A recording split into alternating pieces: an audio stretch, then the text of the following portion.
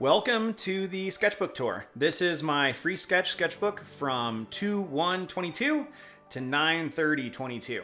So these are last year's sketches, and this is going to be a little bit different than some of the other sketchbook tours because this one has a lot of practice and study in it. So it's not going to be quite as exciting and flashy, but I think that's important. It's important to see what a real sketchbook looks like. I don't say real to be degrading to anyone. It's just that sometimes a sketchbook is used for studying things, and that's not very glorious. So let's take a look through. If we get lots and lots of practice, I'll just speed up through those things. So right off the bat, we're just practicing things. These are little fun sketches and drawings with Bic pen. Pens are lovely. And I think I was also doing drawabox at this point in time. So you're going to see lots of circles, lots of planes, lots of stuff like that. You might see some double paging. I've just recently started to do that in the last couple of years. I'm always nervous too. From growing up, I didn't want to put myself in a position where I couldn't pull pages out. As I've gotten older, I've gotten over that a little bit and realized that sketchbooks are not a permanent thing. Lots of perspective practice. And ents, because ents are always great. And there's a quote from Steven Zapata for some reason. Always be doing the thing you want to do. That's pretty good. More practice. Lots of practice on heads. More draw a box. Ooh, getting into Elden Ring, so working with like some people falling apart. I'm pretty sure this was at the point where I was still struggling with Margit at the beginning of the game, like so many people do. These are little drawings of my daughter trying to turn her into a cartoon because she's fascinated. You know, she was probably 3 at this point. She's fascinated with drawing in general, especially watching me draw. And so the chance to show her in my drawings is just exciting. And eventually I'll probably illustrate something that's just a series of adventures for her. Often I'll do drawings of her with her little zebra toy. She's got the zebra stuffed animal she always has with her. Here are some more drawings of my little girl. I'm going to replace that with here are some drawings of my daughter. So you can see this is much more realistic. There's a kid with a diaper. And then this is her in more of a cartoonized fashion. And this is actually her sketches, randomly. You know, because every once in a while she steals my sketchbook. Got some foreshortened versions of the same thing. And then I got tired of doing cartoon stuff, and so I have this ugly random face. And these are studies of birds. More studies of birds. More studies of birds. More studies of birds. More studies of birds. See, the reason I want to show this kind of stuff is this is what it takes to have an understanding of how a creature functions. It's not glorious or beautiful in its own right. It's you just sit down and you muscle through. You draw the same thing over and over and over again, and that's how you learn how to do it. And then you get bored and you start drawing a guy with a taco and other robot type of things. No idea. More no ideas. Well, I mean, it's a snake thing, and I love it. Foreshortening, kind of fun. More of my daughter, and then more drawabox. This guy's cool. I like him. Look at that ugly mustache and nonsense. It's great. Ooh, these are fun. This is something from one of my fantasy story. This is cool. It's like a flying ship.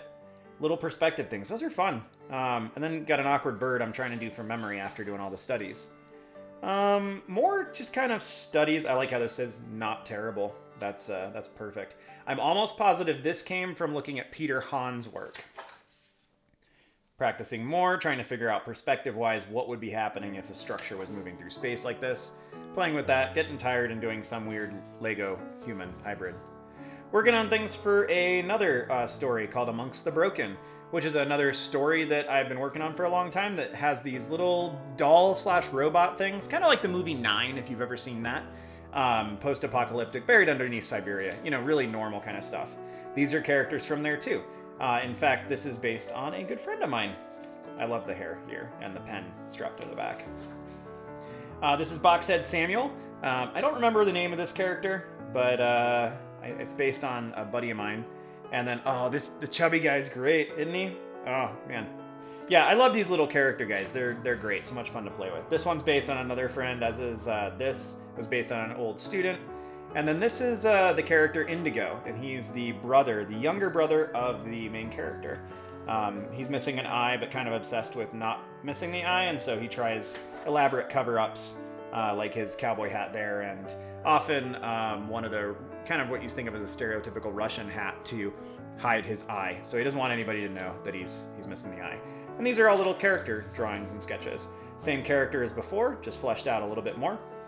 Trying to figure out the body structure of how they would function if they were laying down. Lower stress drawings. Cute little guys and robots and, you know, Furby. More practice. Who knows? Kind of creepy. There's a little bit of like assassination classroom vibes there, you know. Not that I've ever watched or read that, but a little bit. Drawabox stuff, working on perspective and how the planes and the cubes and things interact in different spaces. And then getting tired and going to just kind of fun stuff. These are little sketches from Nethervoid, my fantasy story, where these are the homes of the sprites, just suspended underneath these gigantic trees, and just working on perspective and foreshortening. More of that here. I know it's kind of weird and the limbs are messed up and these fingers are so long, but just fun little sketches to play with. These are drawings, I think this is outside. I think this is on my back porch looking at things and looking at flowers. These were flowers that were on one of our cactuses here in the house. That's a workout bench. I was obviously just sitting in the workout room drawing stuff and then getting bored of that and drawing my hand. I think that bird these are all drawn from life. More bird studies. Wife kissing daughter. More studies in practice. More studies in practice. Studies in practice, but dragon things. This reminds me of a dragon from Dark Souls. I don't remember which one. The one that's like the human who converted himself into a dragon. I haven't played those games. I will at some point, I suppose. This actually came out pretty decently. The butt structure. Good butt. More daughter. These are based on monitor lizards. I don't know if they're komodo dragons or not. I've always been fascinated, in the last couple years even more so, with monster design. These are cool. I'm going to flip the page here a little bit so we can see this better. So I actually like this house. If this was done, I think this was done entirely from imagination. It's not bad. And this skull is pretty cool. So these are kind of fun. There's a lot happens when you're drawing all the time. And at this point in time, I was drawing very frequently. So I was getting lots of cool stuff. Creature design, more bird studies, whale. Almost positive this is from watching nature documentaries and then stopping. Same thing here, yep. One planet. Lots of studies. More studies. More studies. Wildebeests. Antelope. African hunting dogs, I believe. More studies. Hippos. Hippos are awesome. Like, such dangerous, crazy creatures.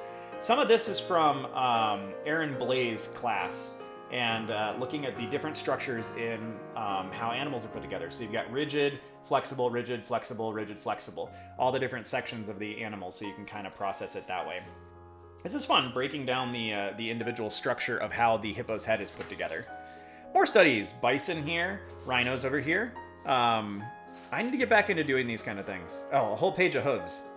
Because that's really what gets people excited. That's what gets the algorithm going. Hooves and hooves and hooves. More studies. Old man. Not bad from memory. This guy reminds me of akantor a little bit from Monster Hunter. And just some other sketches. I'm not really sure what some of those are. Foreshortening practice. More practice and studies. I actually like this robot guy. There's some perspective issues, but all in all, it's rather entertaining and was done off the cuff with no planning. More studies. I think that was for Blaise's class as well. More just random drawings.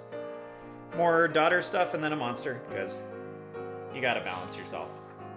And little sprites or elemental creatures. I love drawing things like this. You've seen this probably if you've watched any of my sketchbook sessions. These kind of things turn up a lot. I love them. This is more detailed planning based on creature design in Blaise's class. Some of the stuff in here is from that specifically, from a creature design course.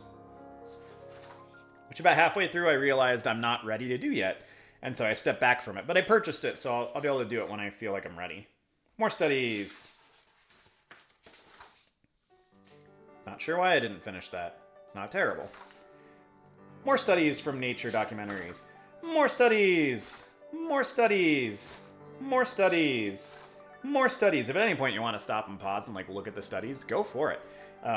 There's nothing glorious about them, but they're fun, and it's kind of cool when you look back at a book like this at this point and see all of the work that's been done. Sometimes you just got to revel in the work. These are figural studies.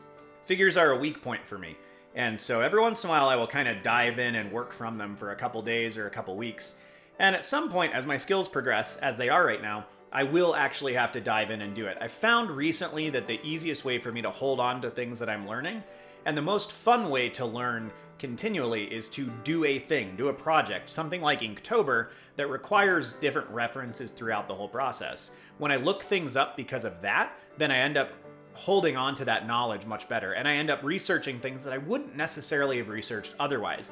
It's part of the reason why projects are important and why sometimes I'll harp on projects. More figural studies. This is from studying with Marshall Vandruff and some of his stuff in one of his courses on breaking down how each of the components of the body turns. More figural study. Actually, these are from memory, so that's not terrible. This guy was cool. This guy was fun. So I'll have to pull this over here to show you. But this one, I just kind of got going, and I drew this whole dragon. And I like him. I love pen. Pen feels so beautifully forgiving. I know that seems really antithetical to a lot of people, but that's fine. I really enjoy pen. More studies. Same thing, broken down in the same way that Marshall Vandruff kind of taught. More figural studies. Playing with the extremes and seeing what that looks like. More figural studies. More figural studies. These were done from reference, and then trying to break down like what's happening underneath the reference that I'm looking at. More figural studies. Animal studies. I think these were probably also done from a nature special. These are kind of fun. These are done with microns. I don't usually use microns for that kind of stuff. I usually use them for finished work. This was cool. This was analyzing what makes a polar bear look like a polar bear. What's the difference between the head structure on a bear versus a canine? Because they are not terribly, terribly dissimilar. And so that was kind of a fun thing to investigate. And then penguins. More figural studies. More figural studies. More figural studies. More figural studies. Not this one, I suppose. That one's kind of fun. Dinosaur studies, because you have to. I mean, if you don't love dinosaurs, well, sorry. Like, learn how to love dinosaurs. They're great. These were from one of the, I think Prehistoric World is the special, and it was great. I really enjoyed it. These are done from memory, based on some of the things recently. These are all done from memory, too. They're not great.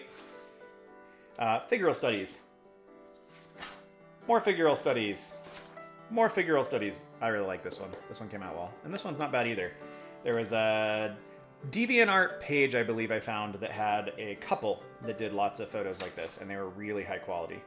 Not bad. These are from memory. More studies. More studies. Oh, these are good. Oof. Well done, me. Always trust the wise owl. More figural studies. More figural studies. You're seeing a theme here. Oh, okay. And this is starting sketches for Inktober 2022, I think. Gargoyle is the one that started that. And then rolling into the next one, which you might have seen in some of my podcast thumbnails. Oh, and that's it. Okay. And this was the same thing. So, all right. Well, that was a lot of studies. But as always, thanks for listening. Thanks for watching. I hope you enjoyed it. The goal here was just for you to see what a normal sketchbook looks like. Some of my other sketchbook tours have been either really old ones, or they have been very specific in their purpose and more refined. This book just has tons of normal. This is what it's like to just have a sketchbook and draw normal things. There's not really a whole lot that's special here. It's just me fumbling my way through things. So this is only last year, so it's pretty recent, relatively recent. So anyway, hope you enjoyed it. Have a good one, y'all. See you soon.